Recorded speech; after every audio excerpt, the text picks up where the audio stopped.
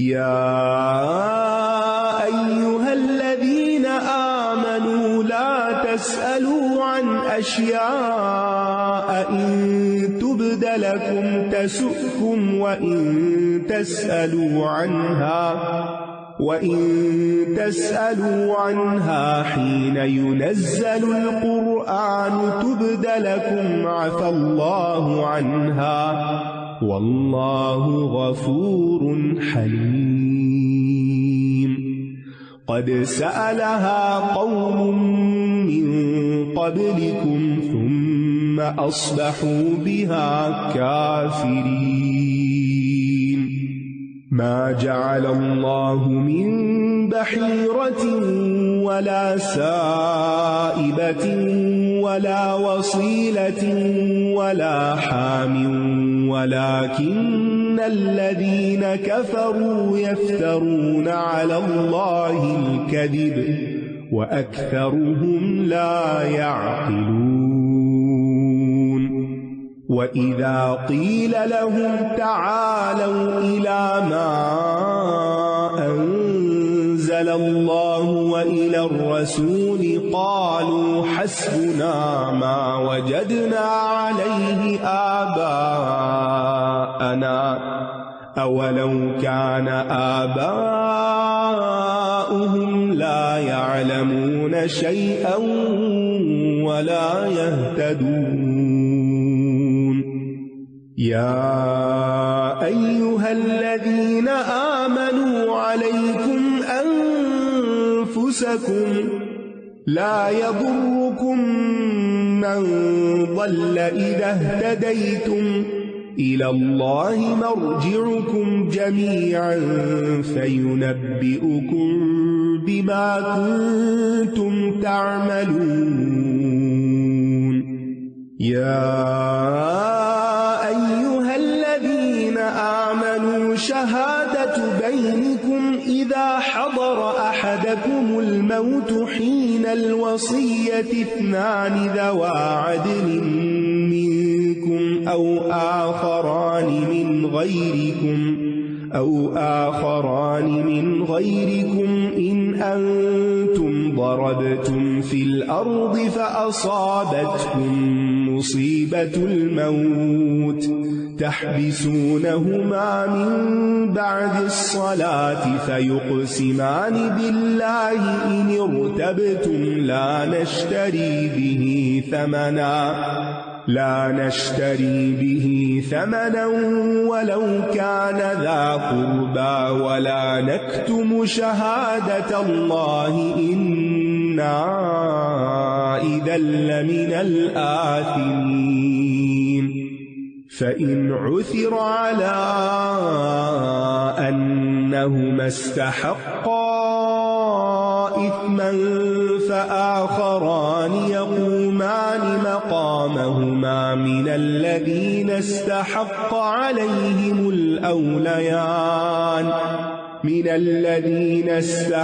عليهم الأوليان فيقسمان بالله لشهادتنا أحق من شهادتهما وما اعتدينا إنا إذا لمن الظالمين.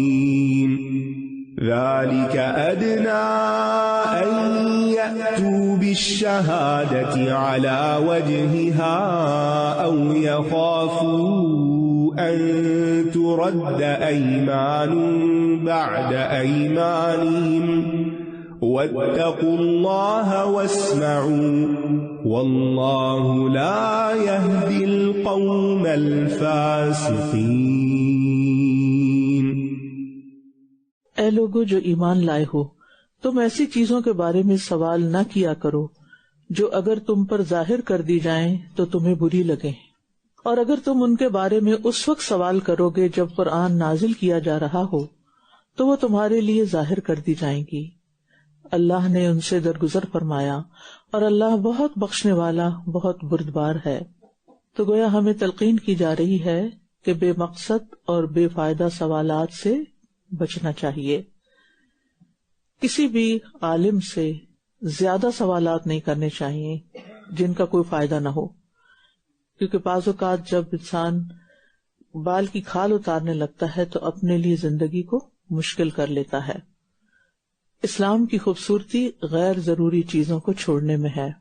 من حسن اسلام المرء ترکہ ما لا یعنیہ، زندگی بہت قیمتی ہے، بے فائدہ اور فضول چیزوں میں وقت ضائع نہیں کرنا چاہیے، اور بیکار کے سوال اس کا نہ دنیا کا فائدہ اور نہ آخرت کا فائدہ۔ ابن قیم کہتے ہیں 4 چیزیں چہرے کی تازگی اور رونق اور خوبصورتی ختم کر دیتی ہیں۔ خواتین کے لیے تو اور بھی زیادہ امپورٹنٹ ہے یہ۔ جھوٹ بولنا، بے حیائی اور گستاخی، روڈ ہونا، بغیر علم کے زیادہ سوال کرنا، انسان کا وقار جاتا رہتا، فضول بات کرنے والے، اور گناہ اور بدکاری میں حد سے بڑھ جانا۔ در حقیقت ان کے بارے میں تم سے پہلے بھی ایک قوم نے سوال کیا تھا، پھر وہ ان کا انکار کرنے والے ہو گئے۔ نہیں مقرر کیا اللہ نے کوئی بحیرہ اور نہ کوئی صائبہ اور نہ کوئی وسیلہ اور نہ کوئی حام، لیکن وہ لوگ جنہوں نے کفر کیا وہ اللہ پر جھوٹ گھڑتے ہیں، اور ان میں سے اکثر لوگ عقل نہیں رکھتے۔ اور جب ان سے کہا جاتا ہے کہ اس کی طرف آؤ جو اللہ نے نازل کیا ہے اور رسول کی طرف آؤ، تو کہتے ہیں ہمیں وہی کافی ہے جس پر ہم نے اپنے باپ دادا کو پایا۔ کیا بھلا اگرچہ ان کے باپ دادا کچھ بھی علم نہ رکھتے ہوں اور نہ ہی وہ ہدایت یافتہ ہوں؟ یہاں ان تمام لوگوں کی مذمت کی جا رہی ہے جو کسی بات پر غور و فکر کرنے کی بجائے، اس کی دلیل لے کر کام کرنے کی بجائے صرف باپ دادا یا مذہبی پیشواؤں کی تقلید کرتے ہیں، انہی کے پیچھے چلتے رہتے ہیں۔ انسان کے صراط مستقیم سے ہٹنے کی جو بڑی بڑی وجوہات ہیں، ان میں سے ایک تو یہ کہ اللہ کی نازل کردہ ہدایت کو چھوڑ دینا، اور دوسرے یہ کہ بغیر دلیل، بغیر سوچے سمجھے آباء و اجداد یا پھر معاشرے کی غلط رسم و رواج کی پیروی کرنا۔ اب چھوٹی سی مثال ہے، مجھے یاد ہے ایک شادی کسی گاؤں میں ہوئی تھی اور میں وہاں موجود تھی، تو جب دلہن کو گھر سے نکالنے لگے تو راستے میں تیل پھینکا گیا، یعنی اس سے تو مجھے کچھ سمجھ نہیں آئی۔ تھوڑی دیر بعد شاید وہ چاول وغیرہ بھی پھینکے گئے اور کوئی اور چیزیں اس طرح۔ ابھی کس قسم کی روایات ہیں؟ اس کے پیچھے کیا حکمت ہے کہ آپ رزق ضائع کریں، آپ ایک فائدے کی چیز جو شاید کوئی غریب ضرورت مند خرید بھی نہ سکتا، اس کو آپ پاؤں میں سب کے کپڑے اور پاؤں خراب کرنے کے لیے پھینک دیں۔ اور اسی قسم کی قرآن کے نیچے سے سائے سے وہ گزارتے ہیں، اور بھی بے شمار قسم کی خرافات موجود ہیں جس کے پیچھے کوئی دلیل نہیں ہے، نہ ہی اس کا کوئی ثواب ہے اور نہ ہی اس کی کوئی لاجک ہے، نہ ہی اس کا کوئی یعنی کہ جدید دنیا سے بھی اس کا کوئی تعلق نہیں ہے۔ لیکن ایسی عادات، یاد رکھیے اس میں بھی اعتدال چاہیے، ایسی عادات یا رسم و رواج جو شریعت سے نہیں ٹکراتے لیکن وہ کسی معاشرے کی خاص پہچان ہوتے ہیں، ان کا کلچر ہوتے ہیں، تو ان کو اگر اپنا لیا جائے تو اس میں کوئی حرج نہیں۔ لیکن یہ فرق سامنے رکھنا بہت ضروری ہے کہ کیا دین کے مطابق ہے اور کیا اس کے خلاف جا رہا ہے۔ اے لوگو جو ایمان لائے ہو، تم اپنی فکر کرو، جو بھٹک گیا وہ تمہیں کچھ نقصان نہ دے سکے گا جبکہ تم خود ہدایت پا چکے ہو۔ تم سب کا لوٹنا اللہ ہی کی طرف ہے، پھر وہ تمہیں بتائے گا جو کچھ تم کیا کرتے تھے۔ اس کا مطلب یہ ہے کہ دوسروں کو دیکھنے کی بجائے اپنی فکر کرو، کیونکہ بعض لوگوں کی عادت ہوتی ہے وہ دوسروں کو دیکھتے رہتے ہیں، فلاں کیا کر رہا ہے، فلاں کے عقیدے میں کیا خرابی ہے، فلاں کے اعمال میں کیا برائی ہے، اس کو کیا دیکھنا چاہیے کہ وہ خود کیا کر رہا ہے، کیونکہ ہم سے کسی اور کے بارے میں نہیں پوچھا جائے گا، ہم سے ہمارے بارے میں پوچھا جائے گا۔ یعنی مطلب اس آیت کا یہ ہے کہ اگر انسان خود اللہ کی اطاعت کر رہا ہے، بندوں کے حقوق ادا کر رہا ہے، امر بالمعروف اور نہی عن المنکر کر رہا ہے، تو اس کے باوجود اس کے بعد اگر کوئی حق کے راستے پر نہیں آ رہا تو وہ ہمارے لیے نقصان دہ نہیں، ہم سے اس کے بارے میں نہیں پوچھا جائے گا۔ لیکن یہ عجب رویہ ہے کہ انسان دوسروں کی غلطیوں اور عیبوں کی فکر میں لگ کے اپنے آپ کو بھول جائے، اپنی پرواہ چھوڑ دے، سارا وقت دوسروں کو دیکھتا رہے، کیونکہ اگر انسان خود سیدھے راستے پر ہے تو کوئی اس کو نقصان نہیں دے سکتا۔ لیکن اس آیت کا یہ مطلب بھی نہیں کہ انسان صرف اپنی ہی فکر کرے اور دوسروں کو ان کے حال پہ چھوڑ دے، اپنی فکر بھی کرے اور معاشرے کی اصلاح کرے، لیکن ہر وقت لوگوں کے پیچھے نہ پڑ جائے اور صرف لوگوں کے عیب ہی نہ چنتا رہے۔ کیونکہ آپ نے دیکھا ہوگا کہ بعض لوگ جب کوئی لیکچر دیتے ہیں یا خطبہ دیتے ہیں تو وہ کیا کرتے ہیں، صرف معاشرے کی خرابیوں کا ہی ذکر کرتے رہتے ہیں اور یہ نہیں بتاتے کہ کرنا کیا چاہیے۔ یعنی صرف یہ ذکر کرنا کون کیا کر رہا ہے یہ کافی نہیں، ذکر یہ ہونا چاہیے کہ مجھے خود اور سب کو کیا کرنا چاہیے، حل کیا ہے مسائل کا. اور پھر آپ دیکھیے کہ یہ بھی یاد رکھیں کہ کسی کو غلط کام کرتے ہوئے دیکھ کر اس بندے کو حقیر نہ کریں، اس کی فکر کریں، اس کی اصلاح کریں، لیکن دوسروں کی ذاتی زندگی میں اور جو عیب ان کے چھپے ہوئے ہیں ان کی کھود کھرید نہ کریں. کیونکہ کچھ لوگوں کی عادت یہ ہوتی ہے کہ وہ خواہ دوسروں کے پیچھے پڑ جاتے ہیں اور غیر ضروری سوال کر کر کے کھود کے اچھا تم نماز پڑھتی ہو، اچھا کتنے 5 وقت کی پڑھتی ہو، اچھا وقت پر پڑھتی ہو، اچھا تہجد کے بارے میں کیا خیال ہے تمہارا، بھی آپ اپنی فکر کریں. اسی طرح کیا تمہیں خواب میں نبی صلی اللہ علیہ وسلم نظر آئے تھے کبھی؟ یعنی یہ کسی کے نیک ہونے کی نشانی بنائی ہوئی ہے. یعنی اس قسم کے سوالات کے جس سے دوسرا زچ ہو. آپ دیکھیے کہ وہ جو ہمسائے کے حقوق بتائے گئے ہیں نا، وہ صاحب بالجنب. اچھا بعض لوگ ایسے ہوتے جیسے آپ ٹریول کر رہے ہوتے ہیں، آپ جہاز میں بیٹھے ہیں اور کوئی بندہ آپ کے ساتھ ایسا بیٹھ جاتا ہے کہ جو آپ سے نہ جان نہ پہچان اور خواہ کے اس طرح کے سوالات، اور وہ اچھا اگر آپ نے کچھ کھایا نہیں تو آپ کھاتے کیوں نہیں، آپ کو کوئی بیماری تو نہیں ہے، آپ کو یہ فضول وقت ضائع کر رہا ہے. ابھی ہم نے پڑھا نا کہ غیر ضروری سوالات نہیں کرنے چاہیے، دین کے معاملے میں بھی نہیں کرنے چاہیے اور دنیا کے معاملے میں بھی غیر ضروری. ہاں کوئی کام کی بات ہو، کوئی مطلب کی بات ہو تو وہ آپ پوچھ سکتے ہیں جس سے کسی دوسرے شخص کی زندگی میں بھی کوئی ویلیو ایڈ ہو. پھر فرمایا اے لوگو جو ایمان لائے ہو، جب تم میں سے کسی کو موت آئے تو وصیت کرتے وقت تم میں سے 2 عدل والوں کی گواہی ہوگی، یا تمہارے علاوہ 2 اور لوگوں کی اگر تم زمین میں سفر کر رہے ہو. پھر تمہیں موت کی مصیبت آ پہنچے تو شک کی صورت میں تم ان دونوں گواہوں کو نماز کے بعد روک لو گے. پھر وہ دونوں اللہ کی قسمیں کھائیں گے کہ ہم اس قسم سے کوئی قیمت نہیں لے رہے اگرچہ وہ رشتہ دار ہو، اور نہ ہم اللہ کی خاطر دی ہوئی گواہی کو چھپا رہے ہیں. اگر ہم ایسا کریں تو بے شک تب ہم یقیناً گناہگاروں میں سے ہوں گے. یہاں موت کو ایک مصیبت کہا گیا ہے. حقیقت یہ ہے کہ موت سب سے بڑی مصیبت ہے، کیونکہ اس کے بعد نو ریٹرن ہے، دنیا میں نہیں آ سکتا. بیماریاں بھی چلی جاتی ہیں، نقصان بھی پورے ہو جاتے ہیں، لیکن موت کا نقصان کوئی پورا نہیں کر سکتا. اس لیے موت سے غافل ہونا اس سے بڑی مصیبت ہے کہ انسان اپنی زندگی میں کچھ کرے نہ. اور سب سے عقل مند انسان کون ہے؟ جو دنیا کو چھوڑ دے اس سے پہلے کہ دنیا اسے چھوڑ دے، جو اپنی قبر کو روشن کر لے اس سے پہلے کہ وہ اس میں جا بسے، اپنے رب کو راضی کر لے اس سے پہلے کہ اس سے ملاقات کرے، نماز پڑھے اس سے پہلے کہ اس کی نماز پڑھی جائے یعنی نماز جنازہ، اپنے نفس کا محاسبہ کر لے اس سے پہلے کہ اس کا محاسبہ کیا جائے.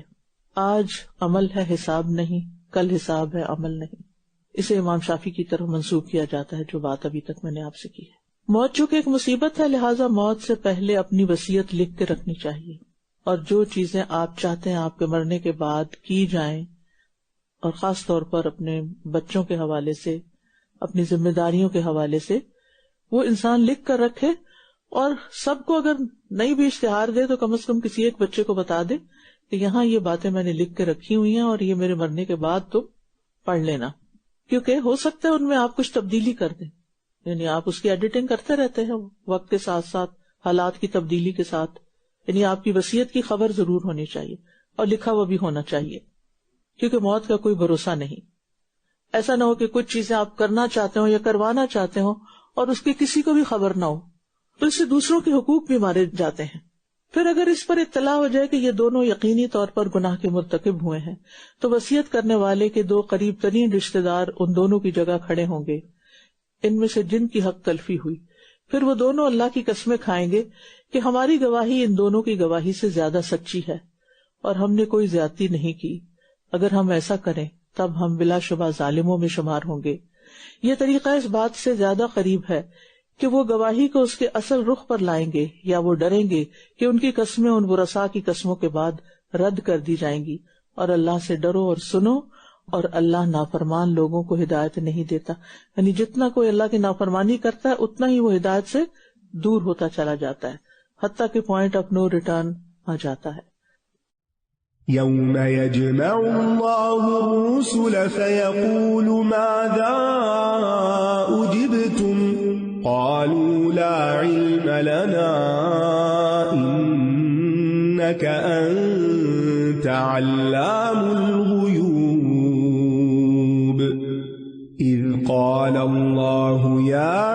عيسى ابن مريم اذكر نعمتي عليك وعلى والدتك إذ أيدتك بروح القدس تكلم الناس في المهد وكهلا وإذ علمتك الكتاب والحكمة والتوراة والإنجيل وإذ تخلق من الطين كهيئة الطير بإذني فتنفخ فيها فتكون طيرا بإذني وتبرئ الأكمه والأبرص بإذني وإذ تخرج الموتى بإذني وإذ كففت بني إسرائيل عنك إذ جئتهم بالبينات فقال الذين كفروا منهم إن هذا إلا سحر مبين وإذ أوحيت إلى الحواريين أن آمنوا بي وبرسولي قالوا آمنا واشهد بأننا مسلمون إذ قال الحواريون يا عيسى ابن مريم هل يستطيع ربك أن ينزل علينا مائدة من السماء قال اتقوا الله إن كنتم مؤمنين قالوا نريد أن نأكل منها وتطمئن قلوبنا ونعلم أن قد صدقتنا ونكون عليها من الشاهدين قال عيسى ابن مريم اللهم ربنا أنزل علينا مائدة من السماء تكون لنا عيدا لأولنا وآخرنا وآية منك وارزقنا وأنت خير الرازقين قال الله إني منزلها عليكم فمن يكفر بعد منكم فإني أعذبه عذابا لا أعذبه أحدا من العالمين جس دن اللہ رسولوں کو جمع کرے گا پھر پوچھے گا کہ تمہیں کیا جواب دیا گیا تھا، وہ کہیں گے ہمیں کچھ علم نہیں، بے شک تو ہی غیب کی باتوں کا خوب علم رکھنے والا ہے۔ یہاں قیامت کے دن کے بعض احوال کا ذکر ہے کہ کس طرح پیغمبروں سے بھی سوال کیا جائے گا اور پھر ان پر کیسے ہولناکی طاری ہوگی۔ اگر سوال کرنے پر پیغمبروں کا یہ حال ہوگا تو عام انسانوں کا حال کیا ہوگا؟ ہم سب کو اس دن کی فکر کرنی چاہیے کہ ہم کہاں کھڑے ہوں گے اور ہمارے ساتھ کیا سلوک ہوگا۔ جب اللہ فرمائے گا اے عیسی ابن مریم میری اس نعمت کو یاد کرو جو تم پر اور تمہاری والدہ پر ہوئی جب میں نے روح القدس کے ساتھ تمہاری تائید کی، تم گہوارے اور ادھیڑ عمر میں لوگوں سے کلام کرتے تھے، اور جب میں نے تمہیں کتاب و حکمت اور تورات اور انجیل کی تعلیم دی، اور جب تم میرے اذن سے مٹی سے پرندے کی مانند بناتے پھر اس میں پھونک مارتے تو وہ میرے اذن سے پرندہ بن جاتا تھا، اور تم پیدائشی اندھے اور برس والے کو میرے اذن سے اچھا کر دیتے تھے، اور جب تم میرے اذن سے مردوں کو نکال کھڑا کرتے تھے، اور جب میں نے بنی اسرائیل کو تم سے روکا تھا، جب تم ان کے پاس واضح دلائل لے کر آئے تو ان میں سے جنہوں نے کفر کیا کہنے لگے کہ یہ تو کھلا جادو ہے۔ یہاں پر اللہ سبحانہ وتعالی عیسیٰ علیہ السلام کو براہ راست مخاطب کر کے ان سے بات کریں گے، ان سے سوال کریں گے، ان کو نعمت یاد کروائیں گے۔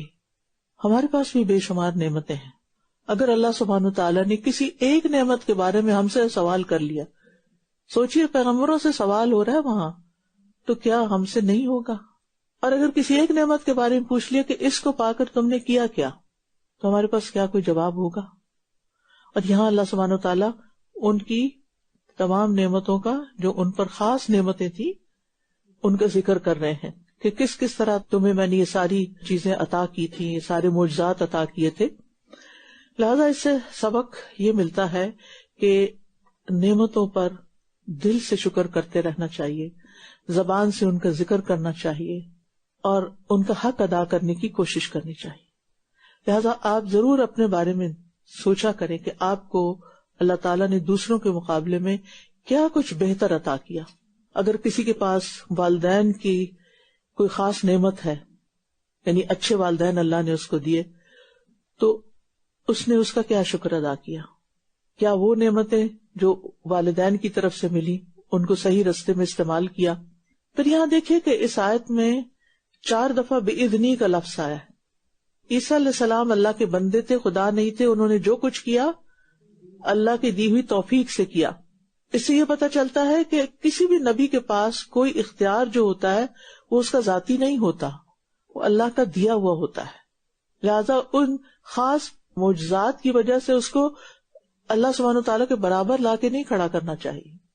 انبیاء وہی جانتے ہیں جو اللہ نے ان کو سکھایا ہوتا ہے، وہی بتاتے ہیں جو اللہ نے ان کو بتایا ہوتا ہے، وہی کرتے ہیں جو اللہ نے ان کو حکم دیا ہوتا ہے. اور جب میں نے حواریوں کی طرف الہام کیا کہ مجھ پر اور میرے رسول پر ایمان لے آؤ، انہوں نے کہا ہم ایمان لے آئے اور آپ گواہ رہیے کہ بے شک ہم مسلمان ہیں. یہاں پر حواریوں کی تعریف کی گئی، کس بنا پر؟ کہ جب ان سے کہا گیا ایمان لاؤ تو وہ ایمان لے آئے. یہاں پر لفظ وحی کا استعمال ہوا، اوحیتو، لیکن وہ والی وحی نہیں جو انبیاء کو کی جاتی ہے، مراد اس سے الہام ہے جو غیر انبیاء کو بھی ہوتا ہے، جیسے موسیٰ کو ہوا یا شہد کی مکھی کو. جب حواریوں نے کہا اے عیسیٰ ابن مریم، کیا تمہارا رب یہ کر سکتا ہے کہ ہم پر آسمان سے کھانے کا ایک دسترخوان اتارے؟ اس نے کہا اللہ سے ڈرو اگر تم مومن ہو. انہوں نے کہا ہم چاہتے ہیں کہ ہم اس میں سے کھائیں اور ہمارے دل مطمئن ہو جائیں اور ہم جان لیں کہ تم نے ہم سے سچ کہا تھا اور ہم اس پر گواہی دینے والوں میں سے ہو جائیں. عیسیٰ ابن مریم نے دعا کی، اے اللہ، اے ہمارے رب، تو ہم پر آسمان سے ایک دسترخوان اتار کہ جو ہمارے پہلوں اور ہمارے پچھلوں کے لیے عید ہو جائے اور تیری طرف سے ایک نشانی ہو، اور ہمیں رزق عطا فرما، اور تو سب سے بہترین رازق ہے. سبحان اللہ. جب دعا کی جاتی ہے تو یا اللہم کہا جاتا ہے یا ربنا کہا جاتا ہے. یہاں عیسیٰ علیہ السلام کی حد درجہ عاجزی نظر آتی ہے کہ دونوں لفظ اور دل سے دعا کریں اللہم ربنا. تو اس سے یہ پتہ چلتا ہے کہ عیسیٰ علیہ السلام نہ اللہ تھے، نہ اللہ کے بیٹے تھے، اور نہ ہی اللہ کی کسی اختیار کے مالک تھے. اور اس سے بھی پتہ چلتا ہے کہ ان کے حواری بھی ان میں سے کسی چیز کے قائل نہیں تھے، ورنہ وہ عیسیٰ علیہ السلام سے یہ دعا کیوں کرواتے؟ وہ کہتے کہ آپ یہ سب کچھ کر دیں. اور یہاں یہ بات بھی واضح ہو رہی ہے کہ اللہ ہی بہترین رزق دینے والا ہے. اور اس اعتبار سے بھی بہترین کیوں؟ کیونکہ وہ ان کو بھی دیتا ہے جو اس کی اطاعت نہیں کرتے. آپ دیکھیں کہ انسانوں میں سے جب کوئی کسی کو کچھ دیتا ہے اور اگر وہ اس کی بات نہ مانے، ماں باپ بھی روک لیتے ہیں بچوں سے کہ تم نے اگر یہ کام نہ کیا تو تمہارا وظیفہ بند. لیکن اللہ سبحانہ و تعالیٰ ہماری روزی بند نہیں کرتا، چاہے ہم اطاعت گزار ہوں یا نہ کریں. اور یہ بڑی خوبصورت دعا ہے، جس کو بھی رزق کی کمی ہو وہ یہ مانگ سکتا ہے، وَارْزُقْنَا وَأَنْتَ خَيْرُ الرَّازِقِينَ. اللہ نے فرمایا کہ بے شک میں اسے تم پر نازل کرنے والا ہوں، پھر تم میں سے جو کوئی اس کے بعد ناشکری کرے گا تو میں ضرور اسے ایسا عذاب دوں گا کہ اس جیسا عذاب میں نے جہان والوں میں سے کسی ایک کو بھی نہ دیا ہوگا.